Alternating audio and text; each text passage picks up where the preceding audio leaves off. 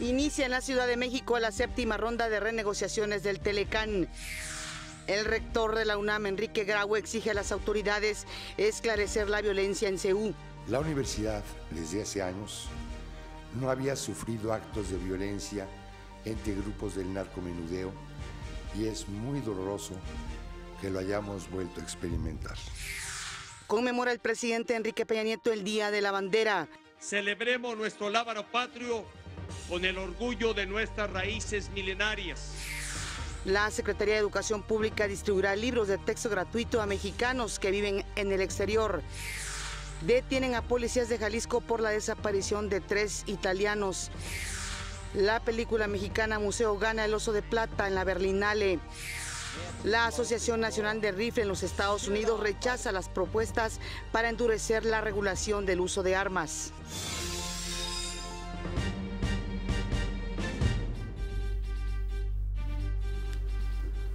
Hola, ¿qué tal? Muy buenos días. Qué gusto que nos acompañen en una edición más de México al Día, iniciando la semana. En este momento la temperatura 14 grados centígrados en la capital del país.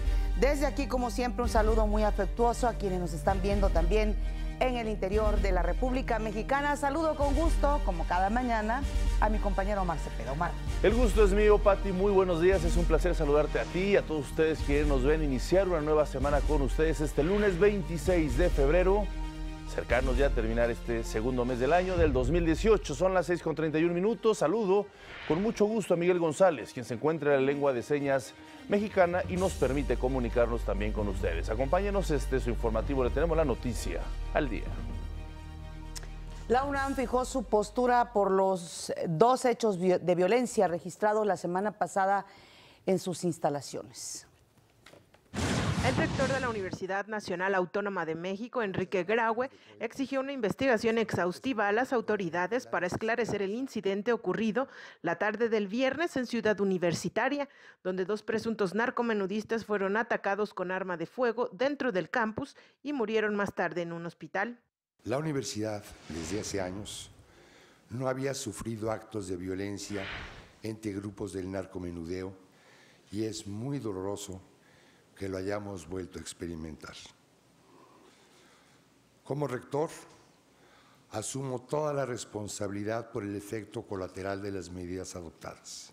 Explicó que la balacera en el área conocida como Los Frontones entre el anexo de la Facultad de Ingeniería y la Facultad de Contaduría pudo ser consecuencia de las medidas implementadas por la Rectoría con el fin de combatir el narcomenudeo en las instalaciones universitarias, por lo que advirtió que no permitirá que fuerzas policíacas y militarizadas entren a la UNAM. Pero que nuestra fortaleza está en el saber, en la libertad, en la autoridad moral y en el amor y respeto a nuestra universidad y en la confianza que tenemos en su autonomía.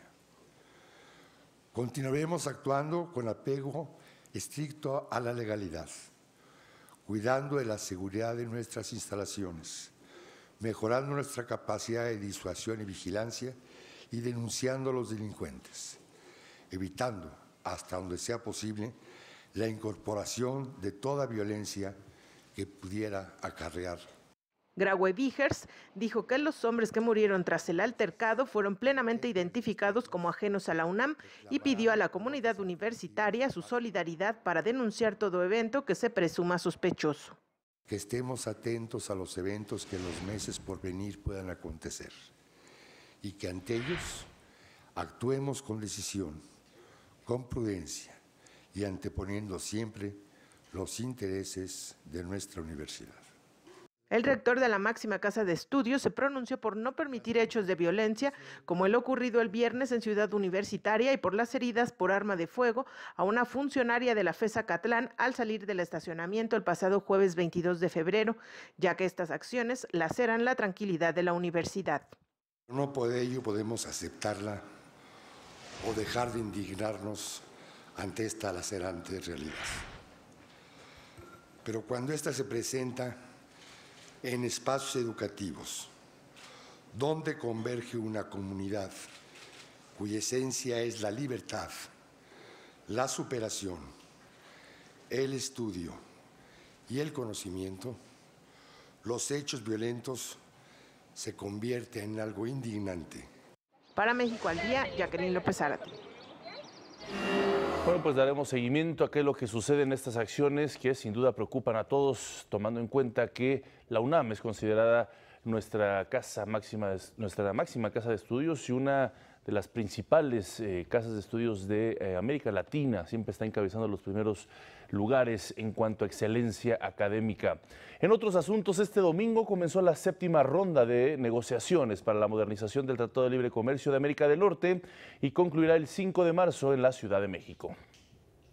La Ciudad de México, una vez más, es la sede ahora de la 7ª ronda de diálogo para renovar este acuerdo comercial entre nuestro país, Estados Unidos y Canadá. Este domingo, los grupos de trabajo abordaron temas como agricultura, buenas prácticas regulatorias, reglas de origen, y en la agenda de 9 días, este lunes 26 de febrero, continuarán con las discusiones respecto a la agricultura, buenas prácticas regulatorias, reglas de origen, entrada temporal, anexo de transparencia farmacéutica y laboral. De martes a viernes, de manera oficial, se reunirán los jefes de los equipos técnicos negociadores que abordarán en los consecuentes días los temas de buenas prácticas regulatorias, reglas de origen, propiedad intelectual, remedios comerciales, servicios financieros, comercio transfronterizo de servicios, competitividad, obstáculos técnicos al comercio, textiles, acceso a mercado y servicios financieros. Ya para el sábado 3 y domingo 4 de marzo se abordarán los últimos temas. Serán energía, anexos sectoriales, aduanas y facilitación comercial, pueblos indígenas, telecomunicaciones y medidas sanitarias y fitosanitarias. El lunes 5 de marzo se llevará a cabo el encuentro ministerial entre los representantes comerciales de Estados Unidos, Canadá y México. Para México al Día, Jacqueline López Zárate.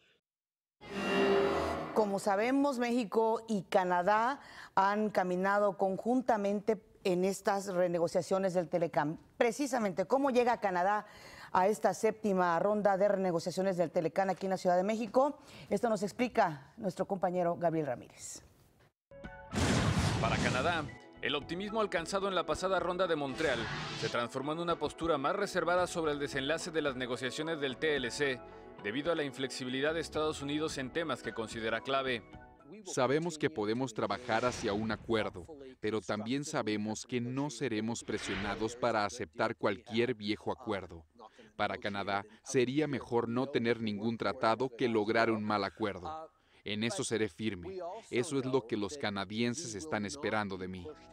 A pesar de que el TLC ha generado beneficios para sus 3 socios, expertos canadienses pronostican que el futuro del acuerdo dependerá de una decisión política del presidente Donald Trump y, en su momento, del Congreso estadounidense y hasta de la Suprema Corte de Justicia de ese país.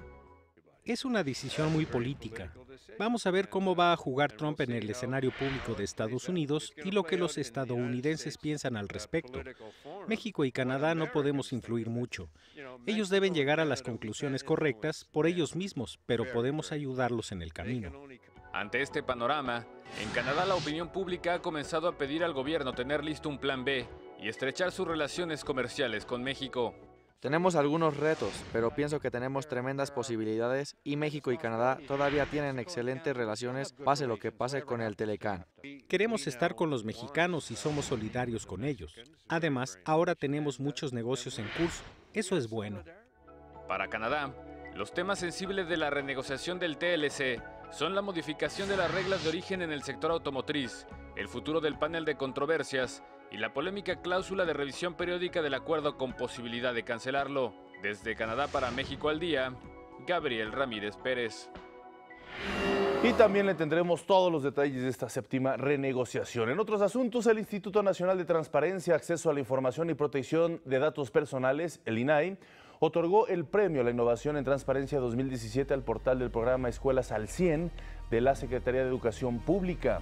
A través de esta página es posible conocer la lista de las escuelas beneficiadas, tipo de contratación de la obra, nombre de la empresa o contratista, su domicilio fiscal y RFC, entre otros importantes datos. También cuenta con un micrositio en el que se detallan los planteles educativos afectados por los sismos de septiembre del año pasado y que serán atendidos con recursos del programa federal. Vamos a hacer una pausa, regresamos. Esto es México al Día. En Campo Marte, el presidente Enrique Peña Nieto encabezó la ceremonia del Día de la Bandera. En este aniversario, como ha ocurrido a lo largo de su historia, la bandera nos sigue convocando a la unidad nacional, destacó el presidente Enrique Peña Nieto. Esto es lo que significa unidad, cumplir todos los días con la responsabilidad individual y contribuir al mismo tiempo al bienestar colectivo, al bienestar de toda una nación.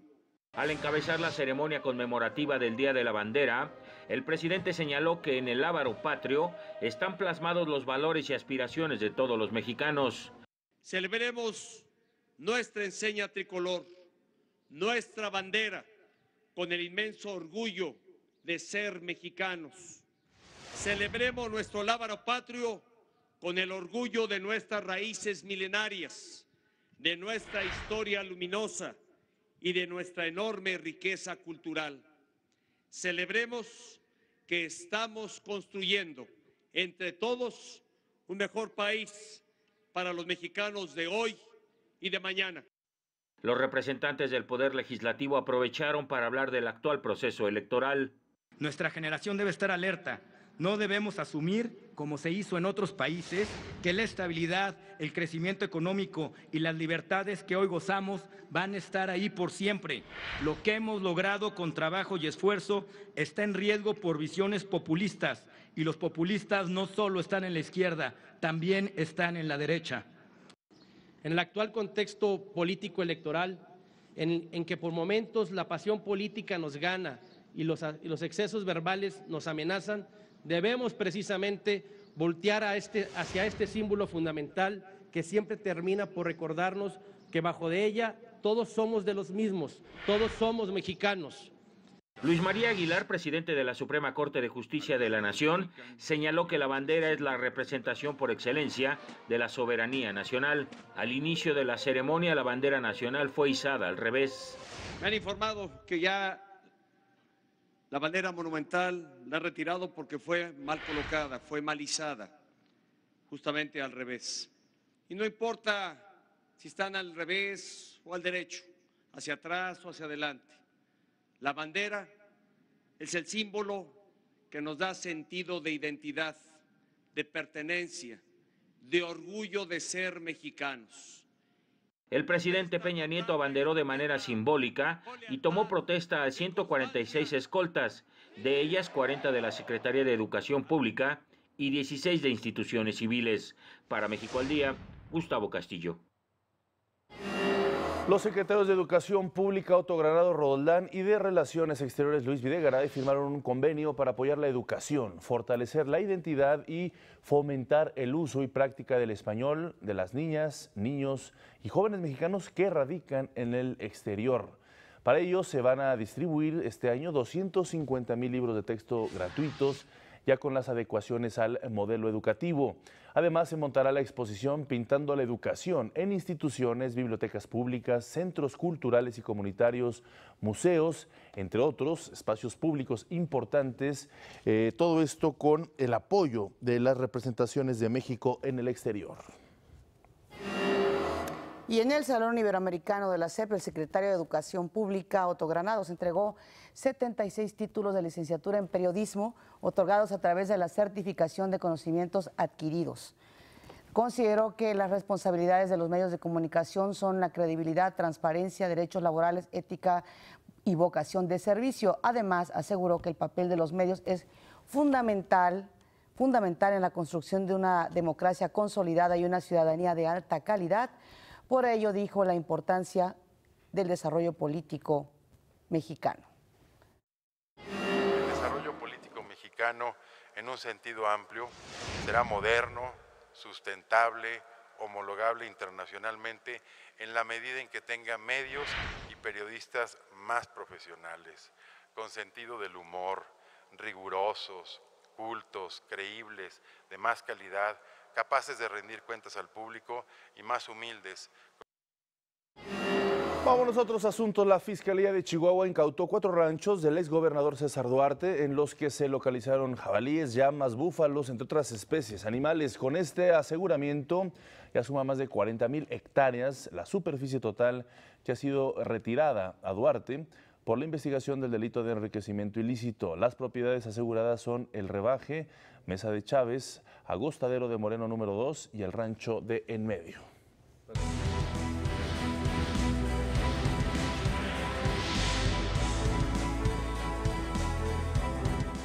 El candidato de la coalición por México al frente, Ricardo Anaya, acudió a las instalaciones de la PGR para exigir que aclaren si existen pruebas que lo impliquen en la comisión de alguna conducta indebida. Esto luego de que lo relacionaran con una presunta red de lavado de dinero encabezada por el empresario Manuel Barreiro.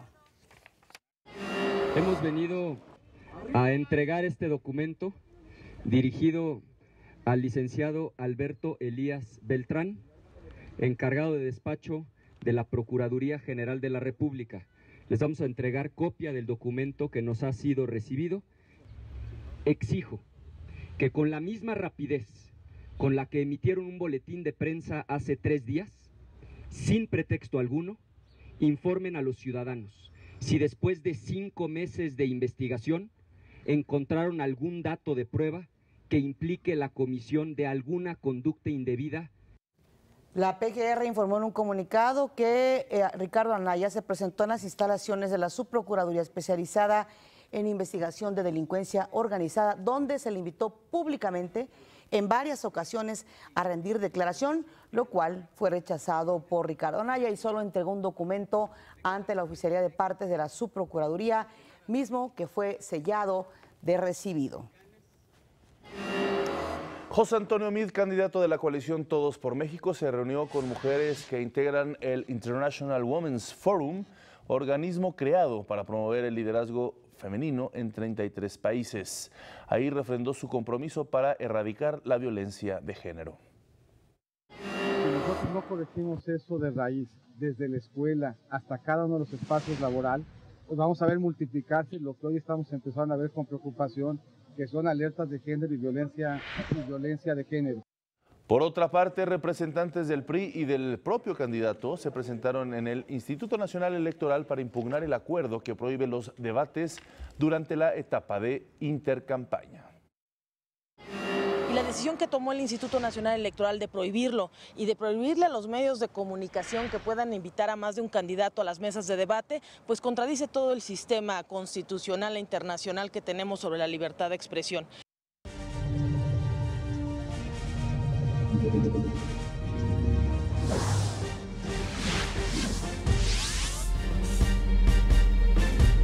El candidato de la coalición Juntos Haremos Historia, Andrés Manuel López Obrador, hizo una gira por Nuevo Laredo, Tamaulipas, en donde presentó sus propuestas para la población que vive en la zona fronteriza. En Tamaulipas, aquí en la frontera, va a estar aduanas, porque esta es la frontera más importante que tiene nuestro país.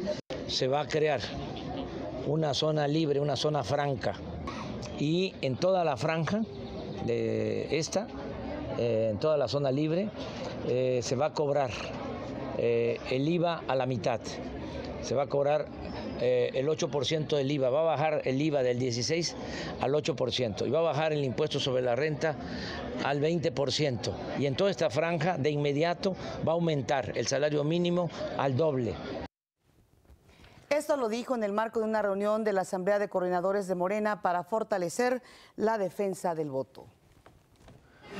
Y el INE dio a conocer el proceso por el cual presentará las tendencias de resultados de la elección del 1 de julio alrededor de las 11 de la noche. Detalló que después de recibir los votos, el INE realizará el conteo rápido, comenzando por presidencia y gubernaturas.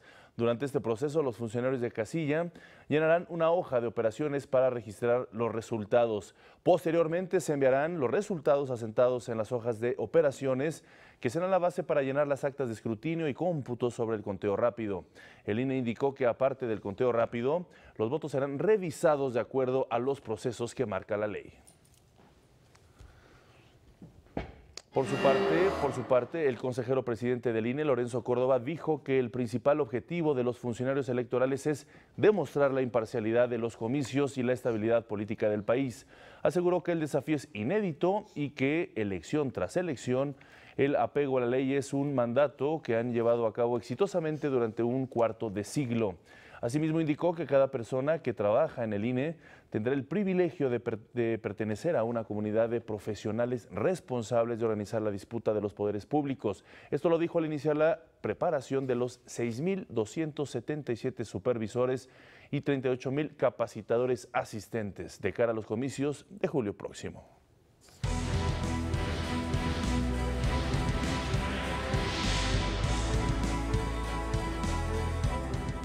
Fue publicado el presupuesto de egresos de la Ciudad de México.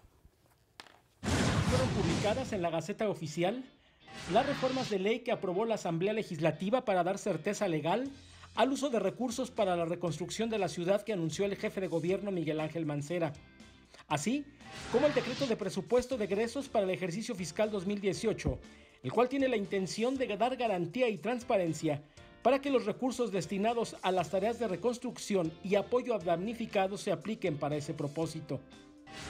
La creación del Fondo de Desastres de la Ciudad de México tiene por objetivo apoyar a la población con los ahorros que se han hecho en la actual administración, que alcanzó a acumular alrededor de 9.400 millones de pesos.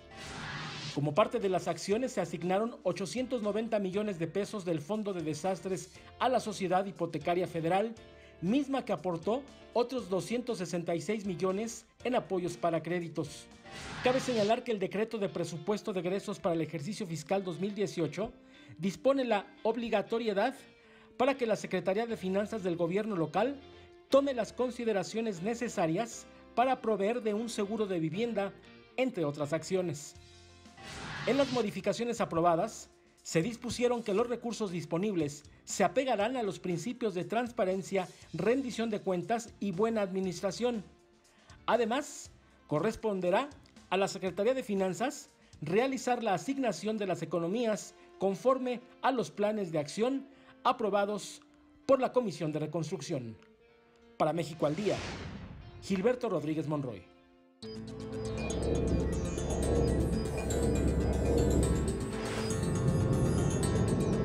La Asociación Nacional del Rifle en Estados Unidos rechazó este domingo las propuestas del presidente Donald Trump y otros republicanos para modificar la regulación del uso de armas luego del tiroteo ocurrido en una escuela de Florida. Elevar el límite de edad a 21 años para adquirir armas y prohibir accesorios para hacer los fusiles semiautomáticos son algunas de las prohibiciones a las que se opone la asociación, dijo su portavoz Dana Loesch. Luego de estas declaraciones, Delta y United Airlines, dos de las aerolíneas más grandes de Estados Unidos, cortaron lazos con la industria armamentista. Corea del Norte tiene mucha voluntad de dialogar con Estados Unidos. Esto lo informó el general Kim Jong-chol, alto cargo del régimen al frente de las relaciones intercoreanas, durante una reunión entre el presidente de Corea del Sur y la delegación del norte que asistió a la clausura de los Juegos Olímpicos de Invierno. Y los ataques del régimen sirio contra las bases del gobierno de Bashar al-Assad en Guta continúan dejando cientos de heridos. Esto a pesar de que el Consejo de Seguridad de la ONU aprobara un alto al fuego en toda Siria. Sin embargo, no fue estipulado un plazo específico para que la tregua entrase en vigor.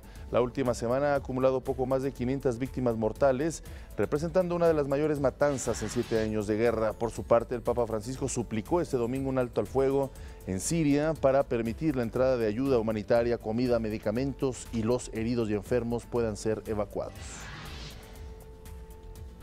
Y se registró una explosión en un edificio ubicado en la ciudad de Leicester, al norte del Reino Unido. La policía descartó actos de terrorismo.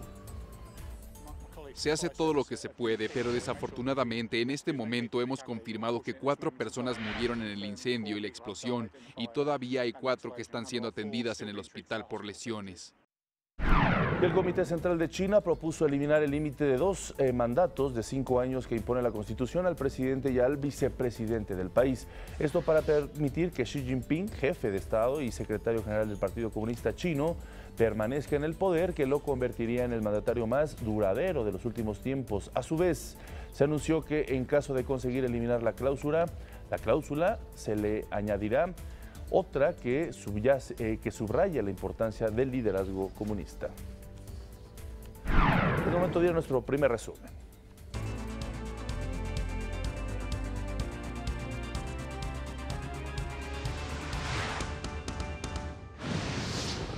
Inició la 7ª ronda de renegociación del Telecán. Se negociarán 26 capítulos. La Secretaría de Educación Pública enviará libros de textos gratuitos a niños mexicanos que vivan en el extranjero. Ricardo Anaya, candidato de la coalición por México al Frente, exigió a la PGR que aclare si tiene pruebas en su contra. El candidato del PRI, José Antonio Meade, refrendó su compromiso para erradicar la violencia de género. Andrés Manuel López Obrador, abanderado de Morena, reiteró que bajará el IVA en la frontera. En noticias internacionales, Estados Unidos y Corea del Norte mandan las primeras señales de negociación. Más adelante, concluyen los trabajos de rehabilitación del adoratorio de Ecatl, ubicado en el Metro Pino Suárez.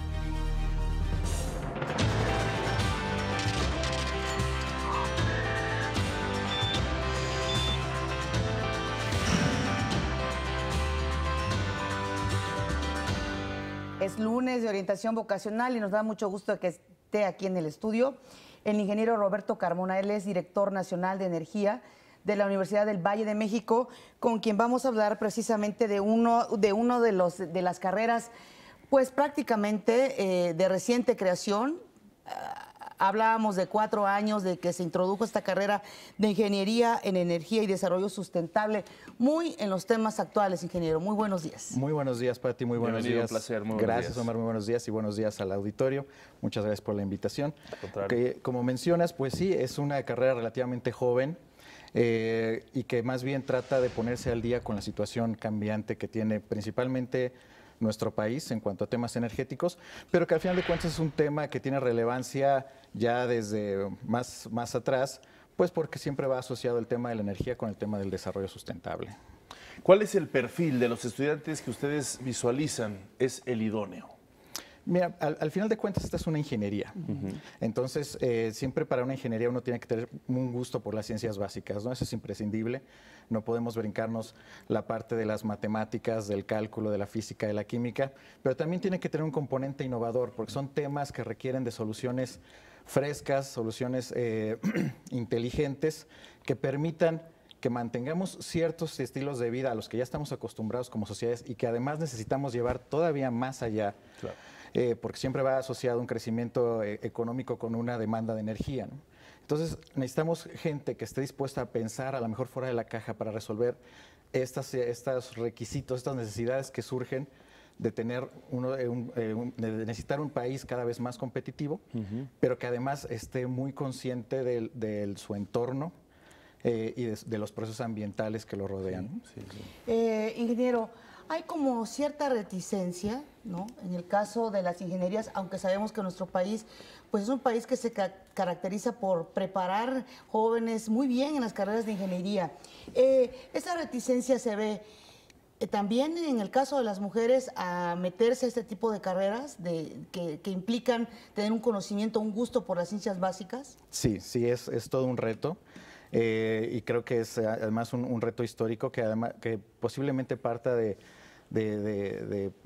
preconcepciones que se tienen en cuanto a que las carreras de ingeniería son principalmente para hombres. Yo creo que esto es algo que debemos de cambiar desde más abajo, ¿no? Desde la primaria, empezar a involucrar a las niñas en temas de ciencia, de tecnología, de matemáticas, para que vean que es un camino igual que pueden seguir, igual que si quisieran estudiar cualquier otra carrera, la ingeniería debe estar abierta para cualquier persona que la quiera estudiar y va a presentar los mismos retos y dificultades para todos. No va a ser más fácil para los hombres que para las mujeres. Para todos eso es siempre un camino una carrera profesional siempre va a ser un camino de perseverancia, de estudio, de constancia, pero lo mismo va a significar el sacrificio y el estudio para un hombre que para una mujer. Claro. Cuando uno ve desarrollo sustentable, energías, todas las nuevas tecnologías que se están implementando en materia energética, ¿cómo está México en ese sentido, el país? Sobre todo porque las personas dicen, bueno, a lo mejor hay muchas cosas nuevas que se están desarrollando. ¿Sí poder encontrar trabajo si estudio alguna de estas ingenierías? Por supuesto, de hecho es un campo que, como les mencionaba al principio, en México está creciendo mucho. A partir de la reforma energética del 2013, la apertura del sector eléctrico, de la generación de energía eléctrica, pues permite una introducción de prospectos y de recién egresados muy fácil, muy rápida, porque además hay que atender necesidades crecientes cada vez más, ¿no? de meternos en estos mercados eléctricos que ahora son abiertos, donde ya pueden haber generación por parte de particulares, y entonces esto nos permite pues que las necesidades de estudiantes sean cada vez mayores. Claro. Y además, sobre todo en este asunto de la energía sustentable, ¿no? Que va encaminado precisamente con la tendencia que hay en todo el mundo de producir este tipo de energías que no tengan un impacto ambiental, ¿no? Mira, ese tema yo creo que es muy interesante y es una de las partes fundamentales del programa como lo ofrecemos en la Universidad del Valle de México, porque no nos limitamos a enfocarnos al estudio de las energías renovables. Hay que entender que debemos diversificar la matriz de generación de energía eléctrica, y esto significa voltear a ver a todas las diferentes fuentes de generación, analizar sus pros y sus contras. Suena muy tentativo decir, vámonos por energías renovables.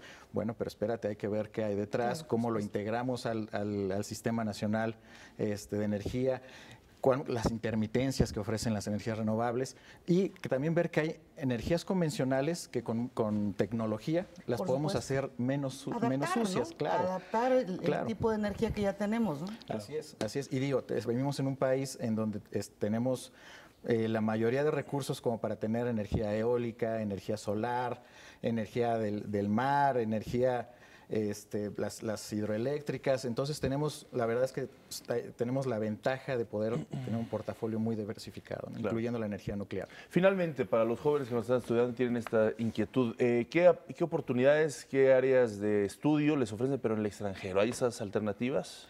Sí, y creo que es un tema muy relevante, porque ya hoy en día el profesionista que uno prepara no es para insertarlo necesariamente en el mercado nacional, ¿no? Uno tiene que preparar profesionistas que puedan salir a competir en el extranjero, que se puedan desempeñar en grupos multidisciplinarios, multiculturales, y entonces aquí es donde, aprovechando la red LORED, de la que es parte la Universidad del Valle de México, pues tenemos esa posibilidad de interacción con diferentes universidades en todo el mundo.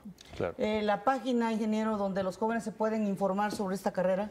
Sí, la página de la universidad es Universidad VM. Ahí pueden encontrar toda la información necesaria, todos los programas de ingeniería, no solo el de Ingeniería en Energía y Desarrollo Sustentable. Muy bien, pues muchísimas gracias. Un placer que nos haya dado un poquito más de oportunidad de conocer esta Ingeniería en Energía y Desarrollo Sustentable como una alternativa muy prolífera para los jóvenes que están a punto de elegir una carrera. Muchas gracias. Gracias a ustedes. Gracias. Vamos a hacer una pausa, regresamos.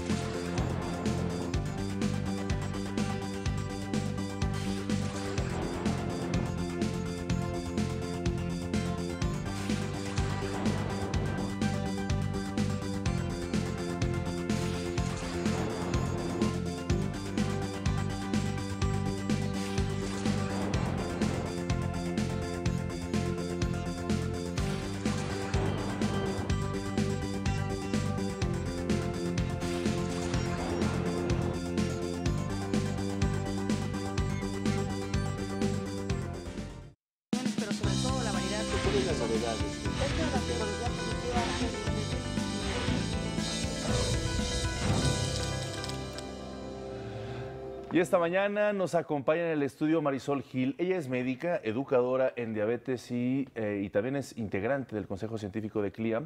Con ella vamos a hablar sobre la diabetes, precisamente los tipos, tratamientos, en fin, todo lo que esto nos preocupa, por supuesto, a muchos mexicanos, ¿no? Los que padecen diabetes, pero también cómo lo prevenimos. Muchísimas gracias por estar con nosotros. Muy buenos días. Gracias por la oportunidad y bien. Igualmente a su auditorio. Al contrario, Marisol. A ver, para empezar, háblanos de forma general sobre qué es la diabetes y los tipos. Bueno, la diabetes está definida como una alteración, una enfermedad que se debe a una alteración en los niveles, en mantener los niveles adecuados de glucosa en la sangre. Y esto puede ser por varias causas. Una de ellas, como en la diabetes tipo 1, donde hay una ausencia absoluta de insulina. Y en el caso de diabetes tipo 2, por ejemplo, una resistencia a la hormona y también disminución en los niveles de la misma, ¿no? Lo que genera estos niveles elevados de manera crónica en el paciente.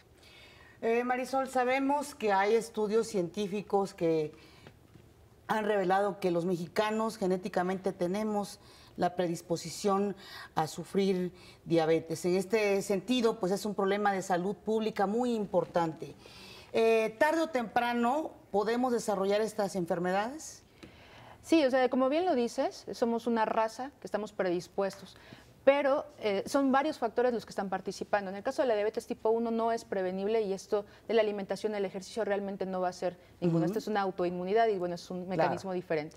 Pero en el caso de la diabetes tipo 2, sí podemos prevenirla. Factores como la alimentación, el ejercicio, la forma en la que se desarrolla la actividad del paciente, ¿no? Es fundamental para poder prevenirla y en este caso, aunque estemos predispuestos, poder hacer que se prolongue el tiempo en el que vamos a desarrollarlo. Sí, no es lo mismo, padecer diabetes a los 35, a los 40 años, que a los 60 o a los 70 años, ¿no? Así es. Hace rato comentábamos fuera del aire que se han dado a conocer algunos medicamentos, geles que se pueden curar, ¿no? El pie diabético, por ejemplo. Pero no en todos los sentidos el problema central o el problema de fondo, que es la circulación. ¿Nos puede explicar un poquito cuando alguien ya tiene un padecimiento, sobre todo el pie diabético, cómo se puede tratar o si se puede curar de forma definitiva? Bueno, hay algo importante aquí. O sea, la diabetes realmente no nos va a dar mayor problema si es que nosotros adoptamos un estilo de vida, si ingerimos nuestros medicamentos, hacemos ejercicio, una alimentación adecuada, muchas cosas que se tienen que cambiar. Cuando se presentan las complicaciones crónicas puede ser por el tiempo de evolución de la diabetes o bien por el descuido. Ahora, ninguna complicación tiene cura. Cuando ya tenemos una complicación crónica, será que podamos retrasar la evolución de esta, pero ya no podemos quitarla. ¿Qué pasa con esto que tú bien mencionabas? No quita el problema de fondo, que es esta alteración en los vasos sanguíneos, ¿no? Esta alteración en la circulación. Lo único que estamos actuando es de manera superficial sobre la herida, pero al final de cuentas el problema de base está allí. Y lo que podemos hacer con el paciente es aumentar la cicatrización, tal vez, mejorarla, pero nada. Decías, cuando hay una complicación, ¿en qué momento nosotros podemos decidir esto ya es una complicación? Bueno, esto necesita forzosamente atención médica que pueda evaluar el médico, todos los profesionales de la salud, saber qué es lo que está sucediendo con el paciente. Muy importante para no llegar a ese punto, que el paciente tenga atención con un equipo integral de profesionales de la salud para poder evitarlo. Solo ellos pueden identificar en qué momento está el paciente en esto. Yo me voy al punto central de esta enfermedad como de otras enfermedades, la prevención. ¿Cuáles son estas señales que nos deben de alertar a nosotros sobre la posibilidad de tener diabetes o desarrollar diabetes y enfocarnos en el cambio en el estilo de vida? Bueno, en esto de diabetes tipo 2 que sí podemos prevenir, ¿cómo podemos hacerlo? ¿Qué podemos identificarlo? Muchas veces dicen que la diabetes es silenciosa, pero es lo más falso que podríamos escuchar. Realmente, si nosotros comenzamos a subir de peso, tenemos sobrepeso u obesidad, eso ya nos debe de dar una alarma, ¿no? Ya es una alerta que nos está diciendo el cuerpo, algo está pasando aquí. ¿Cuáles son síntomas? Por ejemplo, en diabetes tipo 2, aumento en la sed, pérdida de peso, aunque la persona esté comiendo mucho, está viendo que está disminuyendo su peso, personas que no pueden conciliar el sueño, que tienen cambios bruscos en el estado de ánimo, que se levantan en la madrugada a orinar, son de los primeros datos tal vez que podemos estar identificando. La situación en México, ¿cómo se está viviendo a nivel estadístico? Definitivamente es un problema de salud pública y no solo México, sino el mundo estamos enfrentándonos a esto. Actualmente tenemos más de 40 millones de personas en el mundo con diabetes, en sus diferentes diabetes gestacional, tipo 1, tipo 2. Entonces, definitivamente es una alerta que nos estamos diciendo, es un problema de salud pública que se está ocupando más del 12% del gasto mundial en salud en diabetes. Entonces eso ya nos habla de que nos estamos quedando cortos con lo que estamos haciendo, ¿no? Sobre los cambios en el estilo de vida, ¿cómo impactan precisamente en la salud de una persona que ya ha adquirido o que ya tiene el problema de la diabetes tipo 2? Todo a final de cuentas, cuando me preguntan, doctora, ¿qué puede modificar los niveles de glucosa? Todo. Vivir modifica los niveles de glucosa. ¿Qué es lo que nosotros queremos hacer con este paciente? Pues que las variaciones en sus niveles de glucosa no sean un peligro para poder desarrollar estas complicaciones. ¿Cómo hacerlo? Lo que ya mencionábamos, A, E, I, alimentación, ejercicio, insulina u otros medicamentos. Si nosotros tenemos estos 3 pasos o estos 3 factores, podemos realmente garantizarle al paciente una calidad de vida. Muy bien, Marisol Gil, doctora educadora de diabetes e integrante del Consejo Científico de CLIA, gracias por acompañarnos, darnos estas importantes recomendaciones, poner en el foco pues, de las conciencias de los mexicanos, por supuesto de quienes nos ven, la importancia de lo que es prevenir y sobre todo tratarse también esta enfermedad de diabetes. Muchísimas gracias. Gracias por la oportunidad. Gracias a ti. Vamos a las breves del país.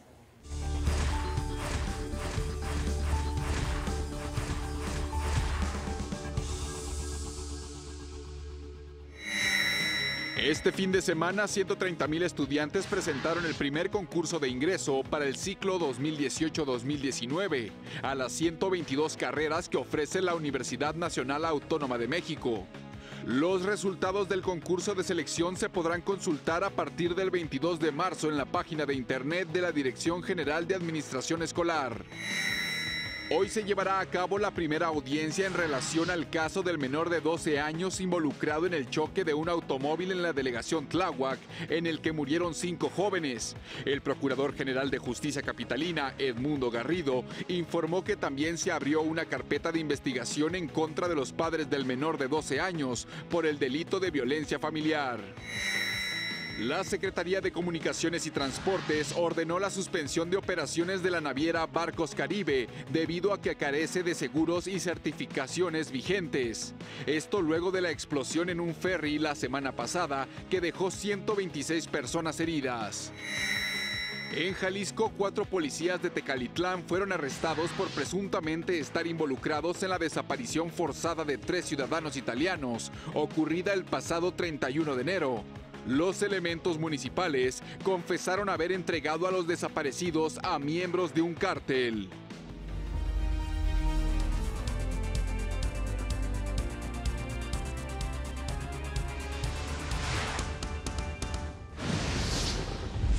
El presidente Enrique Peña Nieto encabezó la ceremonia conmemorativa del Día de la Bandera. La SEP distribuirá este año 250,000 libros de texto gratuito a niños que vivan en el extranjero. Esta mañana en el estudio, el ingeniero Roberto Carmona Hernández, director nacional de energía de la UVM, nos habló sobre la reforma energética y la generación de energía eléctrica. A partir de la reforma energética del 2013, la apertura del sector eléctrico, de la generación de energía eléctrica, pues permite una introducción de prospectos y de recién egresados muy fácil, muy rápida, y entonces esto nos permite pues que las necesidades de estudiantes sean cada vez mayores. Más adelante fueron revelados los detalles de la misión InSight de la NASA, encargada de revisar los primeros signos vitales en Marte. Y en los deportes, ayer concluyeron los Juegos Olímpicos Invernales de Pyeongchang.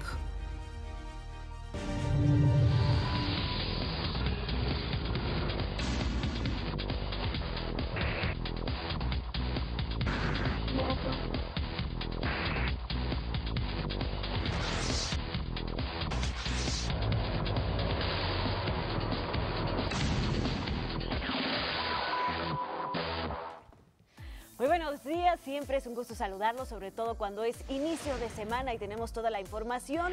Como saben ya, nos pueden sintonizar a través de las señales de Ingenio y de Aprende TV, de Televisión Educativa, también a través de la señal del Canal 22, pero por supuesto las redes sociales también juegan un papel importante. Estamos en Facebook Live, en Noticias México al Día y también transmitiendo por Periscope en Twitter en la cuenta @mexaldía. Y hablemos de cómo pues cada vez las batallas no solo son deportivas, justas deportivas, no solo son electorales, sino también son cibernéticas y de tecnología. Este domingo se clausuraron los Juegos Olímpicos de Invierno y el periódico The Washington Post dio a conocer su investigación sobre el hackeo que sufrió el evento durante su ceremonia de inauguración, que ya habíamos mencionado aquí en México al Día. Según lo que reveló, fueron hackers rusos los responsables e intentaron además hacerlo parecer como un ataque de Corea del Norte.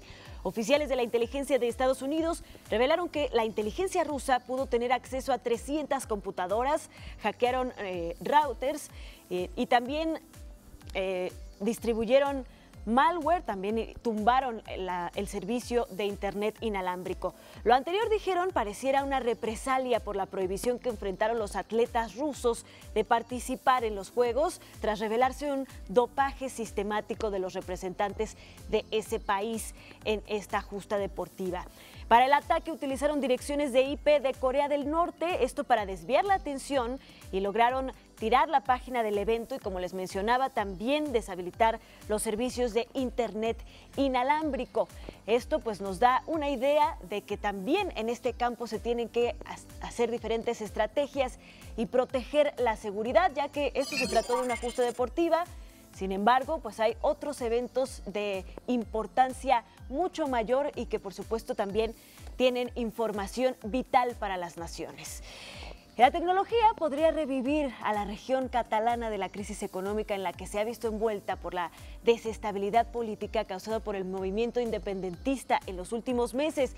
Y es que bajo el lema Crear un futuro mejor, desde hoy Barcelona acoge el Congreso de Móviles más importante del mundo, el Mobile World Congress. Este año en particular, aparte de sorpresas que siempre hay, van a presentarse nuevos modelos de teléfonos Android y también habrá demostraciones en la tecnología 5G.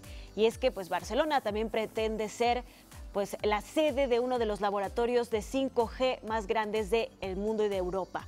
Desde el 2006 el Congreso se lleva a cabo en esta ciudad y el jueves se va a anunciar si el Congreso, aún con un contrato vigente, sigue en Barcelona o se va a la ciudad de Dubái. El Mobile World Congress dejará 471 millones de euros en la ciudad y 13,000 empleos temporales. El rey de España, Felipe VI, fue el encargado de dar pues el banderazo de salida a este evento, dio el discurso de inauguración y aún entre protestas y provocaciones, pues decidió concentrarse y apelar a la unidad de las instituciones, causa fundamental, dijo, del éxito de eventos como este. Y también se lo debemos al compromiso y a la colaboración entre el Gobierno central, la Generalitat de Cataluña y el Ayuntamiento de Barcelona, que al lado de las corporaciones y entidades como GSMA y Fira de Barcelona han hecho posible este éxito año tras año. La cooperación institucional con objetivos claros y en beneficio de todos es una clave evidente de este éxito. Esto fue lo que dijo el rey Felipe VI, aun cuando no pudo ser recibido por el presidente de la Generalitat ni tampoco por la alcaldesa de Barcelona. Y bueno, la NASA también dio a conocer los detalles de su nueva misión InSight, que se encargará de revisar los primeros signos vitales en Marte. Los expertos encargados de esta misión esperan conseguir información sobre la formación de los mundos rocosos. Va a despegar el próximo 5 de mayo y con los resultados se podrá reducir la búsqueda de planetas para albergar vida mediante un primer chequeo completo de Marte. Así que estaremos pendientes de este despegue y, por supuesto, de la información que nos revele. Estas son las noticias hoy. Que tengan excelente inicio de semana. Gracias, Anita. En caso de divorcio o separación con hijos, ambos padres deben conciliar la guarda y custodia.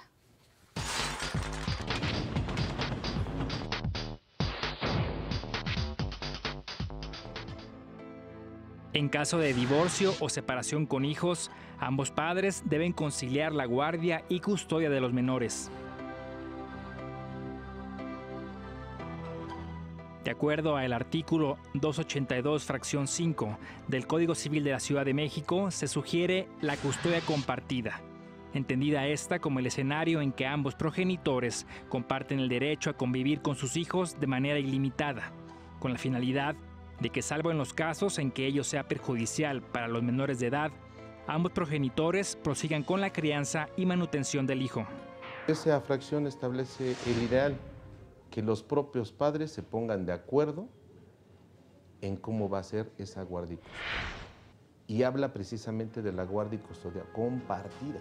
Según estadísticas realizadas en distintos países, en la gran mayoría de los casos de custodia monoparental, en donde la custodia recae sobre uno de los progenitores, teniendo el otro solo derecho a un régimen de visitas, puede generar consecuencias negativas para los menores, como es la evasiva de pago de alimentos, el alejamiento del padre o la madre visitante, provocando en el menor el síndrome de alienación parental.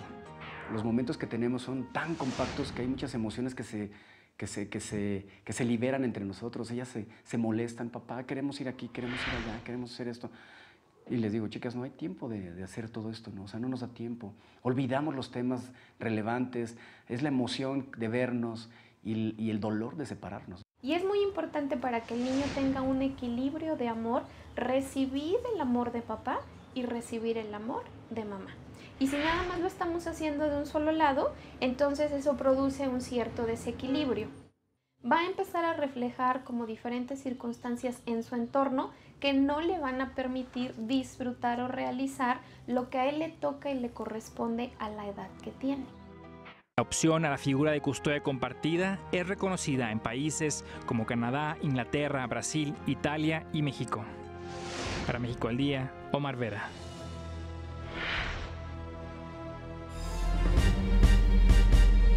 La doctora Ana Cecilia Nieves nos tiene consejos y alternativas para cuidar nuestra salud y cambiar nuestros hábitos de vida.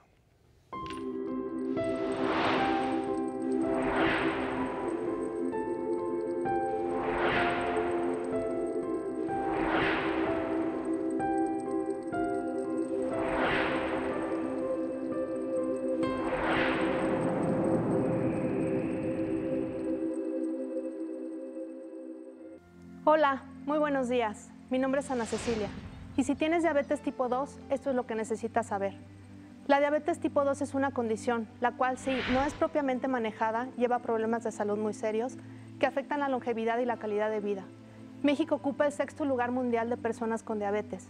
Estamos en primer lugar de mortalidad en América Latina y el 3er lugar en el mundo. Se cree que únicamente las personas con obesidad o sobrepeso tienen diabetes. Sin embargo, 15% de pacientes que desarrollan diabetes tienen peso normal. Estas personas que mantienen un peso dentro de rangos saludables están en riesgo si tienen peso extraabdominal.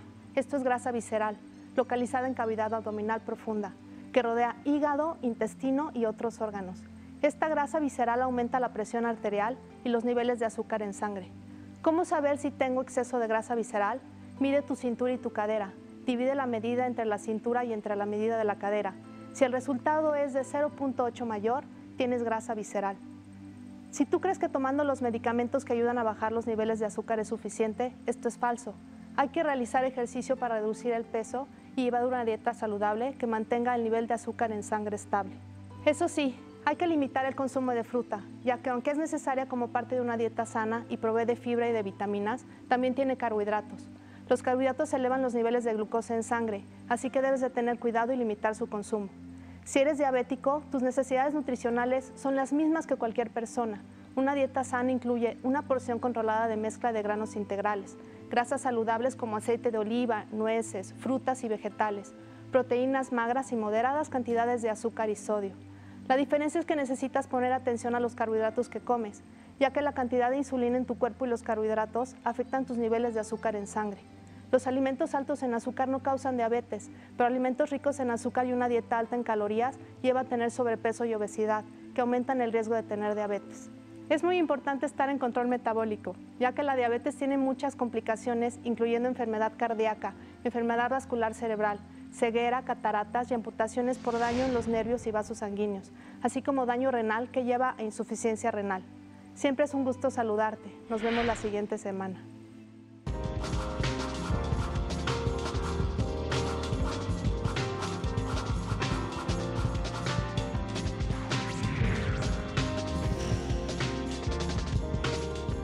El Museo de Arte Moderno anunció la magna muestra Leonora Carrington, Cuentos Mágicos.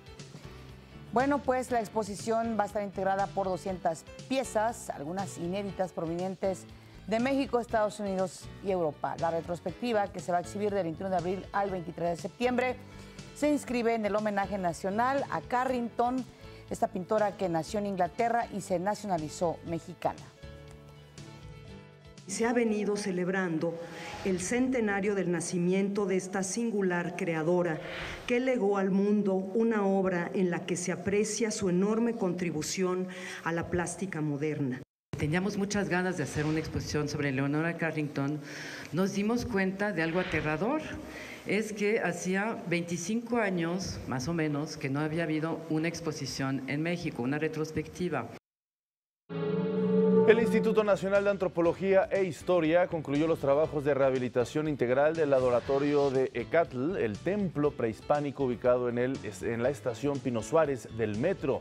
La más pequeña y visitada de las zonas arqueológicas bajo custodia del INAH, fue objeto del más importante mantenimiento desde su apertura pública en 1969. En el lugar se instalaron cédulas fotográficas y un videomapping que muestra a los usuarios la trascendencia histórica del monumento mexica. El multimedia dedicado al dios azteca del viento se proyectará los jueves a las 21 horas. Un cuadro valioso reportado como robado desde el 2009 apareció en un autobús de pasajeros en París. Las autoridades francesas encontraron la obra de arte dentro de una maleta abandonada en el compartimiento para equipaje. Expertos identificaron el cuadro como los coristas del pintor impresionista Edgar Degas. 4 obras breves de autores judeo-mexicanos integran el ensamble escénico Notan Kosher, dirigido por Angélica Roel. Las piezas seleccionadas para este montaje abordan los mitos, estereotipos, conflictos y situaciones de la comunidad hebrea. Sin embargo, se trata de historias centradas en individuos con pasiones, sueños y vivencias como todos, más allá de su penitencia a un grupo. La obra, producida por la Fundación Davar, se presentará los jueves a partir del 1 de marzo en el Foro Shakespeare. La película mexicana Museo de Alonso Ruiz Palacios ganó el Oso de Plata, el mejor guión de la edición 68 del Festival Internacional de Cine de Berlín, la Berlinale. Protagonizado por Gael García Bernal y Leonardo Ortiz Gris, el filme recrea el robo de valiosas piezas prehispánicas del Museo Nacional de Antropología en 1985. Vamos a hacer una pausa. Le recuerdo que usted ve México al Día.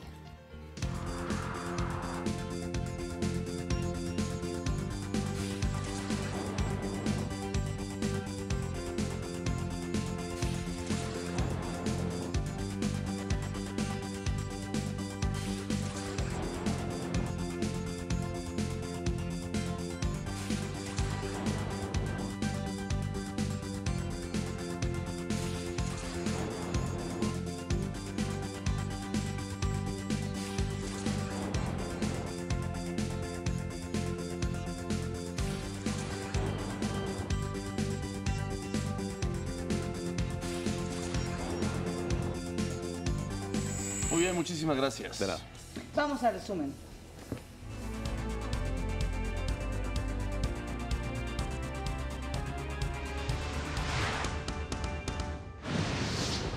Inició la 7ª ronda de modernización del Telecán en la Ciudad de México.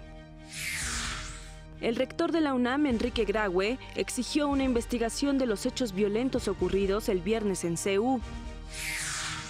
El INAI otorgó el premio a la Innovación en Transparencia 2017 al portal del programa Escuelas al 100 de la SEP. Esta mañana Marisol Gil, médica educadora en diabetes, integrante del Consejo Científico de CLIA, nos habló sobre los síntomas para prevenir la diabetes. Aumento en la sed, pérdida de peso, aunque la persona esté comiendo mucho, está viendo que está disminuyendo su peso. Personas que no pueden conciliar el sueño, que tienen cambios bruscos en el estado de ánimo, que se levantan en la madrugada a orinar, son de los primeros datos tal vez que podemos estar identificando. Y en los deportes, Pumas y Chivas empatan en juego de la jornada 9 de la Liga MX. Muchísimas gracias, pasen un excelente inicio de semana. Tenemos otra cita mañana muy temprano, 6:30. Así es, gracias a Miguel González, que esta semana nos va a acompañar en el lenguaje de las señas, pero sobre todo a usted, que nos ve. Este es un esfuerzo informativo de la televisión educativa. Buenos días. Chao.